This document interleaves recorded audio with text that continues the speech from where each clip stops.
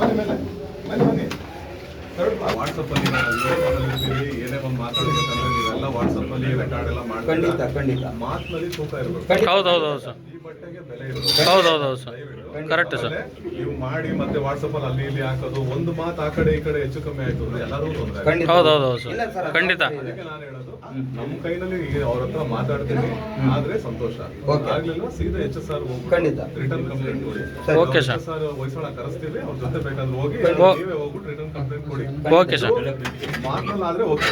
ಈಗ ಇವ್ರದ್ದು ಸಮಸ್ಯೆ ಏನಾಗಿದೆ ತಾವು ಇಲ್ಲಿ ಬಂದು ಹೆಲ್ಪ್ ಡೆಸ್ಕ್ ನೀವು ಇದು ಮಾಡ್ತೀರಾ? ಓಕೆ. ರ್ಯಾಪಿಡೋ, ಈಗ ಉದಾಹರಣೆಗೆ ನನಗೆ ರ್ಯಾಪಿಡೋ ಅನ್ನೋದು ಬೈಕ್ ರ್ಯಾಪಿಡೋ ಇತ್ತು. ಈಗ ಆಟೋ ಮತ್ತೆ ಕ್ಯಾಬ್ ಕೊಟ್ಟಿದ್ದೀರಾ. ಮತ್ತೆ ಈಗ ನೀವು ರೆಗ್ಯುಲರ್ ಆಗಿ ಇವ್ರದ್ದೇನು ಗೌರ್ಮೆಂಟ್ ಆರ್ಡರ್ ಇದೆ, ಆರ್ಡರ್ ತೋರಿಸ್ತಾ ಇದ್ದಾರೆ. ಲಾಸ್ಟಿಗೆ ಬಂದ್ರು, ನನಗೆ ಇದು ಎಕ್ಸ್ಪ್ಲೈನ್ ಮಾಡಿದ್ರು, ಗೌರ್ಮೆಂಟ್ ಕಡೆಯಿಂದ ಈ ರೇಟ್ಸ್ ಇದೆ ಅಂತ ಹೇಳಿದ್ರು. ಕರೆಕ್ಟ್ ಹೌದು. ಅಂದಿದ್ದ ತಕ್ಷಣ ಸರಿ ಓಕೆ. ನಾನೇನು ಮಾಡಿದೆ, ಅದು ನನ್ನ ಕೈಲಿಲ್ಲ ರೇಟ್ ಕಾರ್ಡ್ ಚೇಂಜ್ ಮಾಡೋದು ಅದೆಲ್ಲ, ಯಾಕಂದ್ರೆ ನನ್ನ ಮ್ಯಾನೇಜ್ಮೆಂಟು. ನಾನೇನು ಮಾಡಿದೆ, ನನ್ನ ಮ್ಯಾನೇಜ್ಮೆಂಟ್ ತಿಳಿಸಿದೆ. ಅವ್ರು ಬಂದು ಓಕೆ ಫೈನ್ ನಾನು ನೋಡ್ತಾ ಇದ್ದೀನಿ ಅಂತ ಹೇಳಿದ್ದಾರೆ. ಅವ್ರು ಅವತ್ತು ಹೇಳಿದ್ರು ಹೌದು ಸರ್, ನಾನು ಮಾತಾಡೋದು ಮಾತಾಡ್ಬಿಟ್ಟೆ. ಈಗ ನೀವು ಇದಕ್ಕಿಂತ ಕಡಿಮೆ ರೇಟ್ ಕೊಡ್ತಾ ಇದ್ದೀರಾ? ಹೌದೌದು ಪೀಕ್ ಅವರ್ಸ್ ಅಲ್ಲಿ ಒಂದು ರೇಟ್ಸ್ ಬರುತ್ತೆ, ನಾನ್ ಪೀಕ್ ಅವರ್ಸ್ ಅಲ್ಲಿ ಒಂದು ಬರುತ್ತೆ. ಸೊ ಡಿಪೆಂಡ್ ಅವರು ಯಾವ ಥರ ಬುಕಿಂಗ್ಸ್ ಬರುತ್ತೋ ಅದ್ರ ಮೇಲೆ ರೇಟ್ ಕಾರ್ಡ್ ಆಗುತ್ತೆ. ಈಗ ಓಲಾ ಊಬರ್ ಎಲ್ಲ ಬರೋದಲ್ಲ, ಅದ್ಯಾವ ಥರ? ಇವ್ರ ತರನೇ ಅವ್ರೆಲ್ಲರೂ ಟೆಕ್ನಾಲಜಿನ ನಮ್ಗೆ ಕೊಡ್ಬೇಕು ಸರ್. ಇವರೆಲ್ಲರೂ ಬಂದ್ಬಿಟ್ಟು ಬ್ರೋಕರ್ಗಳು, ಅಂದ್ರೆ ನಮ್ಗೆ ಬಾಡಿಗೆಗಳನ್ನ ಇಟ್ಕೊಡ್ಬೇಕು. ಕಸ್ಟಮರ್ಗಳಿಗೆ ನಮ್ಮನ್ನು ತೋರ್ತಾರೆ, ನಮ್ಗೆ ಕಸ್ಟಮರ್ ಕೊಡ್ತಾರೆ, ಅಷ್ಟೇ ಅವ್ರ ಕೆಲಸ. ಅದಕ್ಕೆ 5% ಕಮಿಷನ್ ತಗೊಳ್ಬೇಕು, ತಗೊಂತಾರೆ ಅಷ್ಟೇ. 5% ತಗೊಳ್ಳಿ ಅಂತ ಸರ್ಕಾರ ಇಲ್ಲಿ ಹೇಳಿದೆ.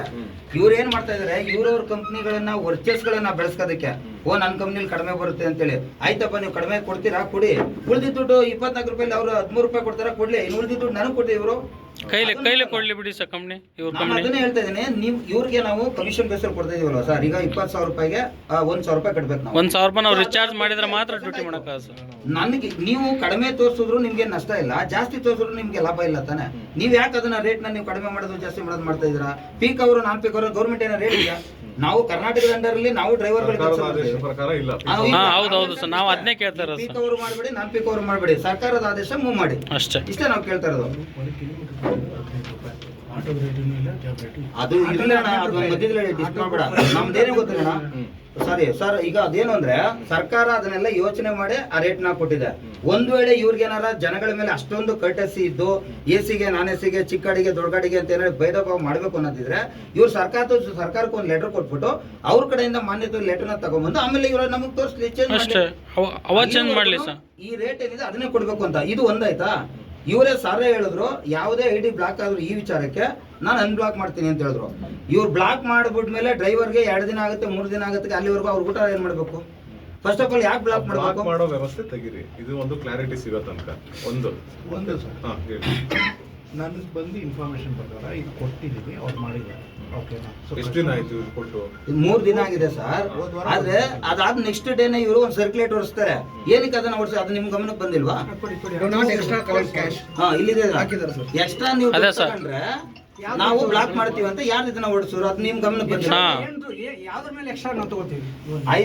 ಸರ್ ಕೇಳ್ತಾರೆ ಸರ್ ಕೇಳ್ತಾರೆ ಅದ್ರ ಮೇಲೆ ಇದ್ರಲ್ಲಿ ಬಂದ್ಬಿಟ್ಟು ಇವ್ರು ಹೇಳಿದಾರಲ್ಲ, ಲೈಕ್ 24 ರೂಪೀಸ್ 28 ರೂಪೀಸ್ ಮಾರ್ನಿಂಗ್ ಟೈಮಲ್ಲಿ ಪೀಕಲ್ಲಿ ಮಾತ್ರ ಇದು ಏನಿದೆಯಾ ರೇಟ್ ಇದಕ್ಕಿಂತನೂ ಜಾಸ್ತಿ ಬರುತ್ತೆ ಸರ್. ನಮ್ಗೆ ಬೇಕಿಲ್ಲ, ಅದು ತಪ್ಪೇನ ಹೇಳ್ತಾ ಇದೀನಿ. ಕಾನೂನು ಅದನ್ನು ತಪ್ಪು ಅಂತ ಯಾರು ಮಾತಾಡಬೇಡಿ. Okay okay.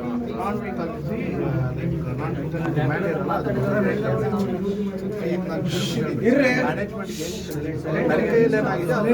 ಅದು ಸ್ವಲ್ಪ ಜೋರ ಮಾತಾಡಿ ಸರ್. ಈಗ ಮ್ಯಾನೇಜ್ಮೆಂಟ್ ತಿಳಿಸೋದಲ್ಲ ಇಂಪಾರ್ಟೆಂಟ್, ಅದು ಜಾರಿಗೆ ಬರೋದು ನೋಡ್ಬೇಕು. ಬೇಗ ಆದಷ್ಟು ಬೇಗ ಜಾರಿ ಬನ್ನಿ. ಮತ್ತೆ ಇನ್ನೊಂದು, ಆ ಬ್ಲಾಕ್ ಮಾಡೋ ವ್ಯವಸ್ಥೆನ ಆದಷ್ಟು ಬೇಗ ತೆಗೀರಿ. ಒಂದು ಆಯ್ತಾ? ಈಗ ಅವ್ರಿಗೇನಾದ್ರೆ, ಈಗ ಉದಾಹರಣೆಗೆ ಇವ್ರೇನೋ ಒಂದೆಲ್ಲ ಎಕ್ಸ್ಟ್ರಾ ತಗೊಂಡ್ರು ಬ್ಲಾಕ್ ಮಾಡ್ಬಿಡ್ತೀರ. ಈಗ ಅವ್ರಿಗೆ ಅವತ್ತು ಆದ್ರೇನೆ ಜೀವನ ಆಯ್ತಾ? 3 ದಿವಸ ಅದನ್ನ ಅನ್ಬ್ಲಾಕ್ ಮಾಡೋದಕ್ಕೆ ಕ್ಲಿಯರ್ ಮಾಡ್ಬೇಕು. ಆ್ಯಪಲ್ಲಿ ಒಂದು ರೇಟ್ ತೋರಿಸಿದಾರಲ್ಲ, ಸೊ ಅದನ್ನ ನಂಬ್ಕೊಂಡು ಕಸ್ಟಮರ್ಸ್ ಬಂದರು. ಸೊ ಇವ್ರ ಸಮಸ್ಯೆ ಓಕೆ ಫೈನ್, ಇವ್ರು ಹೇಳ್ತಾ ಇದ್ದಾರೆ ನಾನು ಗೌರ್ಮೆಂಟ್ ರೇಟಿಂದ ಕಡಿಮೆ ಬಂತು, ಓಕೆ. ಇದು ನನಗೆ ತಿಳಿಸಿದಾರಲ್ಲ, ನಾನು ಅಲ್ಲೇ ಮಾತಾಡ್ತಾ ಇದ್ದೀನಿ. ಇದು ಕಂಪನಿ ಮೂಲಕ ನಾನು ಅದು ರಿಸಾಲ್ವ್ ಮಾಡಬೇಕು. ನೀವು ಕಸ್ಟಮರ್ ಹತ್ರ ಅಲ್ಲಿ ಎಕ್ಸ್ಟ್ರಾ ಇದ್ದರೆ ಕಸ್ಟಮರ್ ಹತ್ರ ಮಿಸ್ಬಿಹೇವ್ ಆಗುತ್ತೆ. ಕರೆಕ್ಟ್ ಅಲ್ಲ ಅಲ್ಲ ನೀವು ಕಮ್ಮಿ ತೋರಿಸಿದ್ಕಲ್ವಾ ಸರ್ ಮಿಸ್ಬಿಹೇವ್ ಆಗೋದು ನೀವು ಕಡಿಮೆ ತೋರಿಸಿದ್ಕಲ್ವಾ ಸರ್ ನೀವು ಗೋರ್ಮೆಂಟ್ ರೇಟು ಅದೇನು ಆದೇಶ ಇದೆ ಹೇಳಿ ಸರ್ ಆಯ್ತಿರೋಣ ಅವರೆಲ್ಲ ಹೇಳ್ಬೇಡಿ ನಾನು ಕಂಪ್ಲೇಂಟ್ ಮಾಡ್ಬಿಡ್ತೀನಿ. ಸೊ ಅಲ್ಲಿ ಮಿಸ್ಬಿಹೇವ್ ಆಗಿದ್ದರಿಂದ ಅಲ್ಲಿ ಮೇಲೆ ಎಸ್ಕಲೇಷನ್ ಆಗ್ತಾ ಇದೆ. ಸೊ ಅದಕ್ಕೆ ಅಲ್ಲಿ ಕಡೆಯಿಂದ ಬ್ಲಾಕ್ ಆಗ್ತದೆ. ಎಲ್ಲಿ ನೀವು ನಿಮ್ಮ ನನಗೆ ಹೇಳಿದ್ದೀರಾ? ಹೆಡ್ ಆಫೀಸ್ ಎಲ್ಲಿದೆ?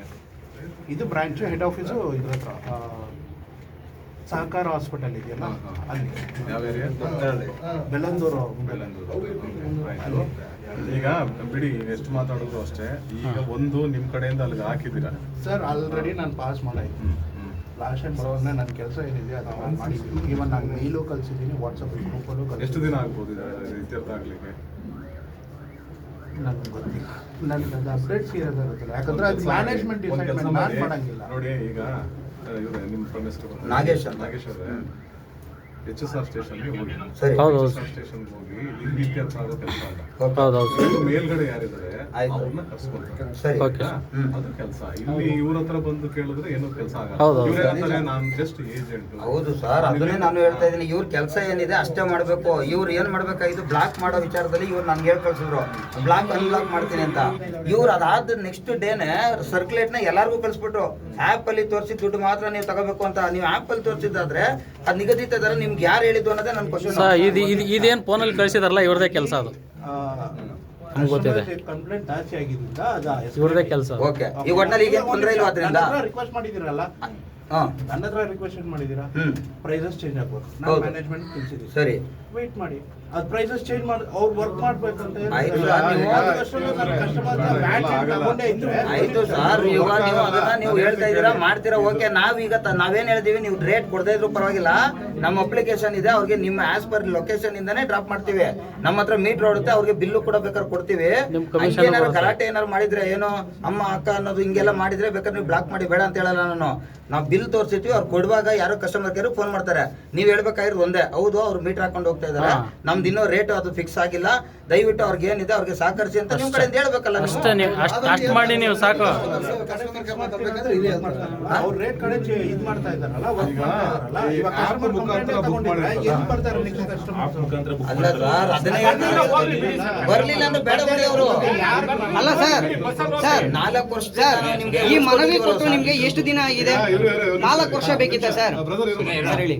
ಈಗ ಆಪ್ ಮುಖಾಂತರ ನಿಮ್ಗೆ ಕಸ್ಟಮರ್ ಸಿಗ್ತಾರೆ. ಕರೆಕ್ಟ್. ಹೌದು ಸರ್. ಅಲ್ಲಿ 24 ರೂಪಾಯಿ ಅಂತ ಏನೋ ಬರ್ಬೇಕು. ತೋರಿಸಿರ್ತಾರೆ. ಹಾ, ಬರ್ಬೇಕಲ್ವಾ? ಹೌದು. ಈಗ ನೀವು ಮೀಟರ್ ಹಾಕಿದ್ರೆ ಎಷ್ಟು ಬರುತ್ತೆ? 24 ಇವ್ರು ಕೊಡೋದು ಬರೀ 12-13 ಬರುತ್ತೆ ಸರ್. ಅದನ್ನ ನಾವು ಕೇಳ್ತಾ ಇರೋದು. ಸರ್ ನಾವು ಎಕ್ಸ್ಟ್ರಾ 1 ರೂಪಾಯಿ ಕೇಳ್ತಾ ಇಲ್ಲ ಸರ್. ಗೌರ್ಮೆಂಟ್ ಆದೇಶ ಏನು ಮಾಡಿದೆ ಅದಷ್ಟೇ ಬರಲಿ ನಮಗೆ. ಬೇರೆ ಕಮ್ಮಿನೂ ಬೇಡ ಜಾಸ್ತಿನೂ ಬೇಡ. ಯಾಕಂದ್ರೆ ನಾವು 400 ರೂಪಾಯಿ 500 ರೂಪಾಯಿ ಟ್ರಾಫಿಕಲ್ಲಿ ಓಡಾಡಬೇಕು, ನಾನ್ ಟ್ರಾಫಿಕಲ್ಲಿ ಓಡಾಡಬೇಕು ನಾವು. 3 ದಿನ ಆಯ್ತು ಇವ್ರಿಗೆ ತಿಳಿಸಿ. 3 ದಿನದಲ್ಲಿ ಒಬ್ಬ ಚಾಲಕಂಗೆ ಎಷ್ಟು ದಿನನಿತ್ಯ ಎಷ್ಟು ಲಾಸ್ ಆಗುತ್ತೆ? ಹಾ. ಇವ್ರು ಕಟ್ಕೊಡ್ತಾರ? ಈಗ ಇವ್ರು ಹೇಳ್ತಾರೆ ಮ್ಯಾಟ್ರ್ ಸೀರಿಯಸ್ ಆಯ್ತಾ. ಇಷ್ಟು ಜನ ಹೊಟ್ಟೆ ಮೇಲೆ ಹೊಡೆಯೋದು ಬೇಡ ಆಯ್ತಾ. ಈಗ ಈ ಕ್ಯಾಬ್ ಡ್ರೈವರ್ಗಳು ಮತ್ತೆ ಆಟೋ ಡ್ರೈವರ್ಗಳು ಅವತ್ತು ದುಡಿದ್ರೆ ಹೊಟ್ಟೆ ಅಷ್ಟೇ ಸರ್ ನಮ್ಗೆ. ಏನಂತ ದೊಡ್ಡ ಶ್ರೀಮಂತರೆಲ್ಲ ಹಾ. ಆಯ್ತಾ. ಅದಕ್ಕೆ ಇದನ್ನ ನೀವು ಆಯ್ತು 3 ದಿನ ಆಗಿದೆ, ಅವ್ರು ಲೆಟ್ರ್ ಕೊಟ್ಟು ಏನಾಗಿದೆ ಅಂತ ಒಂದ್ಸಲಿ ಕನ್ಫರ್ಮ್ ಮಾಡ್ಕೊಡಿ ಆಯ್ತಾ. ಇನ್ನು ಟೈಮ್ ಬೇಕು. ನನಗ್ ಗೊತ್ತಿಲ್ಲ ಯಾವಾಗ ಬರುತ್ತೆ ಅಂದ್ರೆ ನಿಮ್ ಲೆವೆಲ್ ಅಲ್ಲಿ ನೀವು ಮಾಡಿರ್ತೀರಾ, ಅದು ಹೈರಾರ್ಕಿ ಅಂತ ಇರುತ್ತೆ. ನೀವೇನೋ ಮ್ಯಾನೇಜ್ಮೆಂಟ್ ಇರ್ತೀರಾ, ಅದ್ರ ಮೇಲ್ಗಡೆ MD ಯಾರ್ಯಾರೋ ಇರ್ತಾರೆ, ಅವ್ರನ್ನ ಕೇಳಬೇಕು, ಅವ್ರು ನಿರ್ಧಾರ ಮಾಡಬೇಕು ಅನ್ನೋದಿತ್ತು ಅಂದ್ರೆ ನೀವು ಒಂದ್ ಕೆಲಸ ಮಾಡಿ, ಸ್ಟೇಷನ್ ಅಲ್ಲಿ ಒಂದು ಕಂಪ್ಲೇಂಟ್ ಕೊಡಿ. ಕಂಪ್ಲೇಂಟ್ ಕೊಟ್ಬಿಟ್ಟು ಸಾಹೇಬ್ರು ಯಾರು ಇರ್ತಾರೆ ಅವ್ರ ಹತ್ರ ಮಾತಾಡ್ಬಿಟ್ಟು ಇತ್ಯರ್ಥ ಮಾಡ್ಕೊಳ್ಳಿ. ನಿಮ್ಗೆ ಏನೇನಿದೆ ಎಲ್ಲ ಕಾಪಿ ತಗೊಳ್ಳಿ. ಓಕೆ ಎಲ್ಲ ಇದೆ ಸರ್. ಇದು ಸಾರಿಗೆ ಇಲಾಖೆ ಕೊಟ್ಟಿದ್ರಲ್ಲ, ಇದು ಅದು ಎಲ್ಲ ಈ ಕಾಪಿ ಎಲ್ಲ ಜೆರಾಕ್ಸ್ ಮಾಡಿ ಕೊಟ್ಟು ಅವ್ರು ದೊಡ್ಡವ್ರು ಯಾರಿದ್ದಾರೆ ಬೆಳ್ಳಂಡೂರ್ ಮೈನ್ ಆಫೀಸ್ ಇಂದ ಕರ್ಸ್ಕೊಳ್ರಿ. ಸರಿ. ನೀವು ಇಲ್ಲಿಂದ ಹೋಗೋದ್ರ ಬದಲು ಹೌದು. ಇಲ್ಲಿಂದ ಬಂದ್ರೆ ತೀರ್ಥ ಅಂತ ಹೌದು. ದೊಡ್ಡವ್ರು ಕರೆದಾಗ ಬಂದೇ ಬರ್ತಾರೆ. ಹೌದು. Correct sir. ಅವ್ರದ್ದೇನ್ ಸಮಸ್ಯೆ ಇದೆ ಅಲ್ಲೇ ಖುದ್ದಾಗಿ ಮಾಡ್ತಾರೆ. ಓಕೆ ಸರ್, ಹಾಗೆ ಆಗ್ಲಿ ಸರ್. ಸೇರಿದಿರಾ, ಇಷ್ಟು ಜನದ ಸಮಸ್ಯೆ ಇದೆ, ಹೌದು. ಇತ್ಯರ್ಥ ಆಗ್ಬೇಕು ಅಂದ್ರೆ ಅದೇ. ಹೌದು ಸರ್. ಒಬ್ರು ಮಾತಾಡೋದು ಡೈರೆಕ್ಟ್ ಆಗಿ ಅವ್ರ ಹತ್ರ ನಾವು ದೊಡ್ಡವ್ರು ಮಾತಾಡಿ ನೀವೆಲ್ಲ ನಿಮ್ಮನ್ನೆಲ್ಲ ನೋಡಿದಾಗ ಇದೇನೋ ಮ್ಯಾಟರ್ ಸೀರಿಯಸ್ ಅಪ್ಪ ಮತ್ತು ಮಾಡೋಣ. ಖಂಡಿತ ಹೋಗೋಣ. ಬಟ್ ನಮ್ನ ಇವರು 3-4 ವರ್ಷದಿಂದ ನಮ್ಗೆ ಏನೇ ಸಮಸ್ಯೆ ಬಂದ್ರು ಇವ್ರುಗಳೇ ಬಗೆಹರಿಸ್ಕೊಡ್ತಿದ್ದು. ಅದಕ್ಕೆ ಫಸ್ಟ್ ಇವ್ರಿಗೆ ಫಸ್ಟ್ ತಿಳಿಸೋಣ ಅಂತ ಹೇಳಿ ಬಂದ್ವಿ. ಈಗ ನೀವು ಇವರು ನಮ್ಗೆ ಮಾತು ಕೊಟ್ಟಿದ್ದಾರೆ, ಇವರು ನಮ್ಗೆ ಮಾತು ಕೊಟ್ಟಿದ್ದಾರೆ, ನಡ್ಕೊಂತ ಇದ್ರೆ ಅದಕ್ಕೆ. ಬಟ್ ನಮ್ಗೇನ್ ಬೇಜಾರಾಗಿತ್ತು ಅಂದ್ರೆ ಸರ್ಕ್ಯುಲೇಟ್ ಇಮಿಡಿಯೇಟ್ ಒಂದೇ ನಿಮಿಷಕ್ಕೆ ನಾನು ಇವೆಲ್ಲ ಮಾತಾಡ್ಕೊಂಡು ಹೋಗಿದ್ದೀನಿ. ಈಗ ಇವ್ರ ಲೆವೆಲ್ ಅಲ್ಲಿ ಆದಾಗ ಹಿಂಗ್ ವ್ಯತ್ಯಾಸಗಳಾಗ್ತದೆ. ದೊಡ್ಡವ್ರ ಲೆವೆಲ್ ಬಂದಾಗ ದೊಡ್ಡವ್ರ ಮುಂದೆ ಕೂತ್ಕೊಂತಾರ ಆಫೀಸರ್ ಮುಂದೆ, ಅವಾಗ ಅವ್ರೇನು ಮಾತಾಡೋದಕ್ಕಾಗಲ್ಲ, ಅಲ್ಲೇ ಮುಚ್ಚಳಿಗೆ ಬರ್ದಂಗ ಆಗುತ್ತೆ, ಆರ್ಡರ್ ಆಗ್ತಾರೆ ಮಾಡಿ. ಇರಿ.